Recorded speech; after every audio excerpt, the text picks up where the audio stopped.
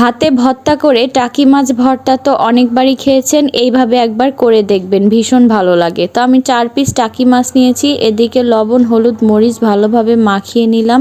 নেওয়ার পরে প্রায় 20 থেকে 30 মিনিট রেখে দিয়েছিলাম। পরিমাণ মতো সরিষার তেল একটা প্যানের মধ্যে দিয়ে আমি মাছগুলোকে ভালোভাবে ভেজে নিলাম।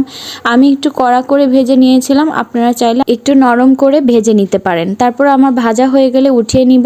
নেওয়ার পরে খুব ভালোভাবে মাঝখানের কাটা ফেলে দেব, মাথা ফেলে দিব। এগুলো ভালোভাবে বেছে নিয়ে এক সাইডে রেখে দেওয়ার পরে ওই তেলের মধ্যে পেঁয়াজ মরিচ দিয়ে ভালোভাবে ভেজে তারপরে আমি ওই মাছগুলো দিয়ে দিলাম, বাছা মাছগুলো। তারপরে আমি আদা বাটা, রসুন বাটা, জিরার গুঁড়া, ধনের গুঁড়া আর হলুদের গুঁড়া, পরিমাণ মতো লবণ দিয়ে দেবে ভেজে নিব। তারপরে যখন হালকা একটু ভাজা হয়ে যাবে শেষ পর্যায়ে আমি ধনের পাতা দিয়ে দিলাম। দেওয়ার পরে 2-3 মিনিট খুব ভালোভাবে ভেজে নেওয়ার পরে নামিয়ে ফেলতে হবে। ভীষণ মজার হয়, ট্রাই করে দেখতে পারেন।